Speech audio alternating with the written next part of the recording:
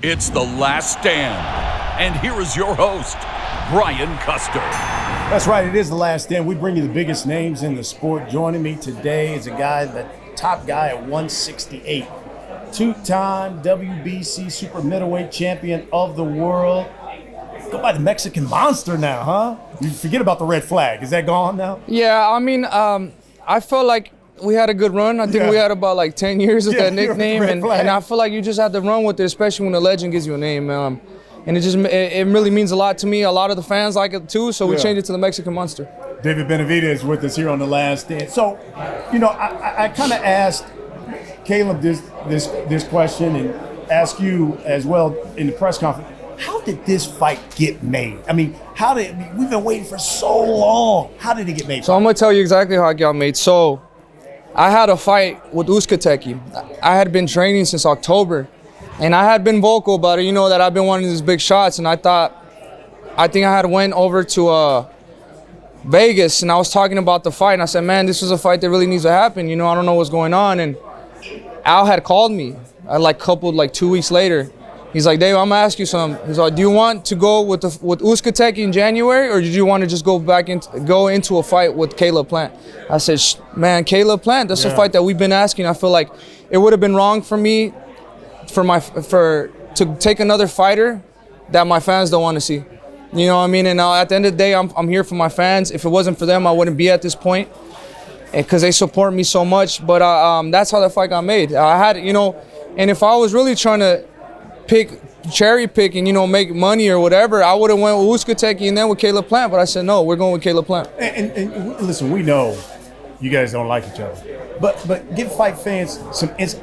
When did it really go from just competitive dislike to like, no, I can't stand this guy? So it was just like a whole bunch of stuff that he would say. I mean, he would talk a lot of crap, but then when I see him in person, he'd be like, not really trying. He's not like that, you know what I mean? And I don't like that. I feel like if you have the balls to talk about somebody online, you should do it to them in person too.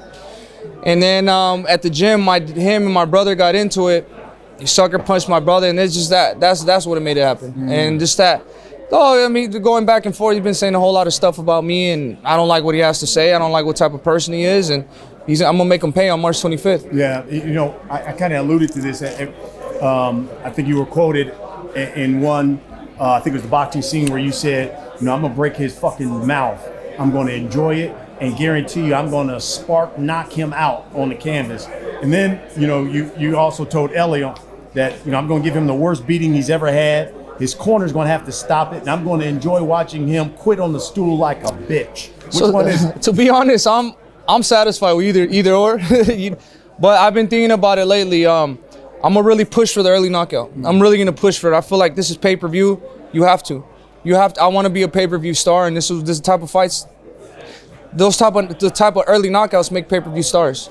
Like you see Gervonta Davis, he's an animal. He knocks everybody out, and then I respect him a lot. That's what type of fighter I want to be. You know, I've heard a lot of people say that this fight will be kind of like a replay of Planet Canelo, where, you know, he's kind of going to try to use that boxing skill, but your pressure, hand speed, and power will eventually overpower him and be too much. So that's true to a certain point.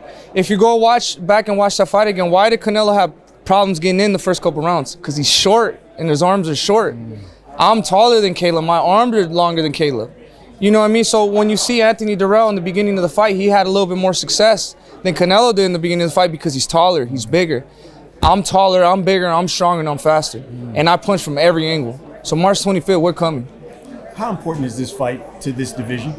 This is extremely important. I feel like besides Canelo, this is the best fight in this division. It's going to bring a lot of light to the super middleweight division.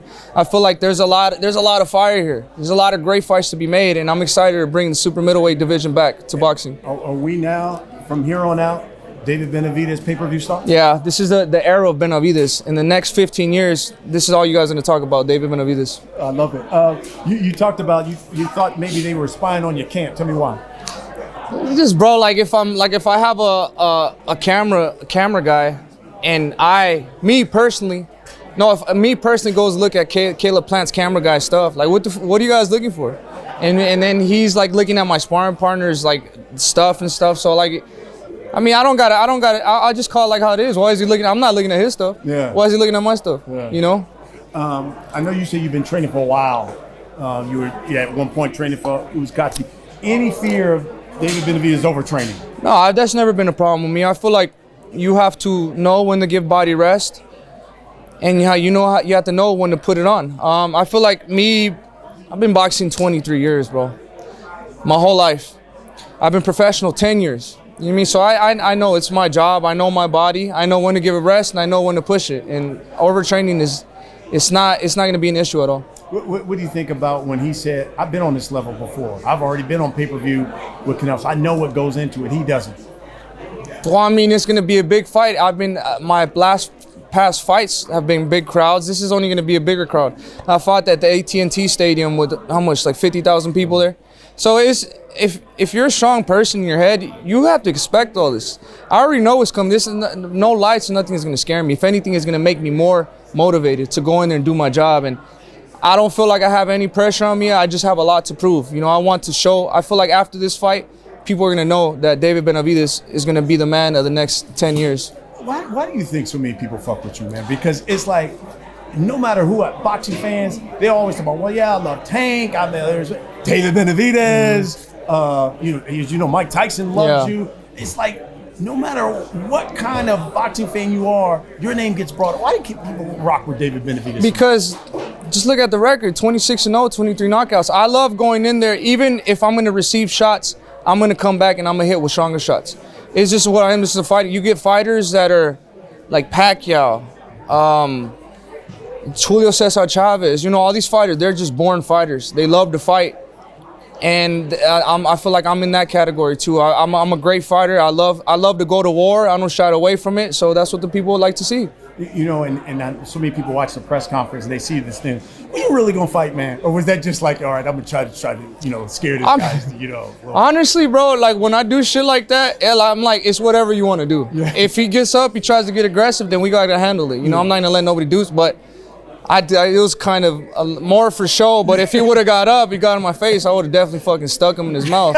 You know what I mean? So, and I just had this new jacket, and that's when I was like, yo, come on now, wait till the fight, you know? Yeah, I mean, that's just what it has to be, bro. And I feel like a lot of people talk down on this type of behavior, but at the end of the day, this is what people want to see. Yeah. You know what I mean? This is what people want to see, and then this is perfect timing. And I think this division is great for the simple fact, not only Canelo, right?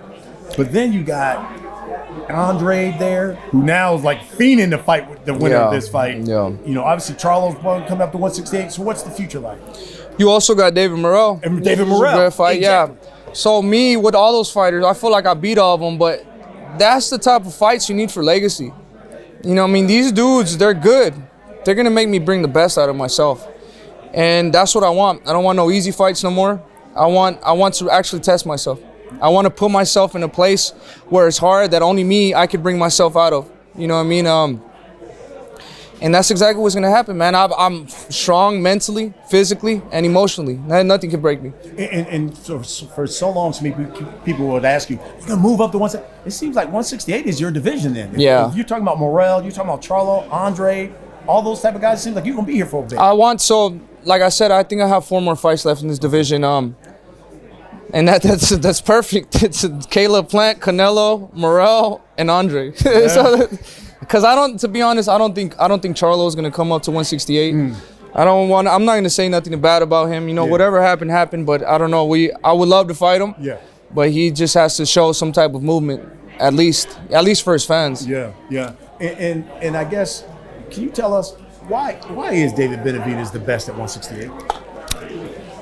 I'm the best on 168 because I've been counted down a lot. I counted out a lot. People take my past issues and think that because of that I'm less of what I am, and I take that as motivation. These people think that I'm not nothing, that I'm a drug addict, I don't make weight. But I go in there, I beat the fuck out of people every single time. There has not been a fight where I don't do what I say I'm gonna do. That's true. I'm a man of my word, and I do what I'm gonna say. And that's just how it is, man. I feel like mentally nobody can break me, and I have a lot to prove.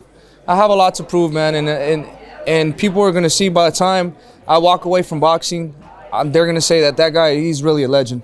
And I know he's brought this up a few times. Could David Benavidez be sleeping on his power because he has dropped Uzcategui and Durrell? Are you sleeping on his power? I never sleep on anybody's power. Every time I go into the ring with somebody, I think in my head that that's the best version of themselves that it's ever going to be. So I train accordingly. I train properly. The plan is not to go in there and receive shots. So I'm not going to just let him hit with shots like, okay, let's see if he hits hard or not. You know, that's never been my forte. I never do that. But, you know, he's fast. So we're going to have to block a lot of shots because he's a combination thrower. So the defense is on point. We're not leaving no stone unturned in my training camp. And it's going to be good, man. Tune in, March 25th. And so many fighters want to be on pay-per-view, and then you get it. Are you enjoying it? I mean, the camera's everywhere. Are you enjoying what comes with being on pay-per-view? Definitely, man. It's definitely a ride.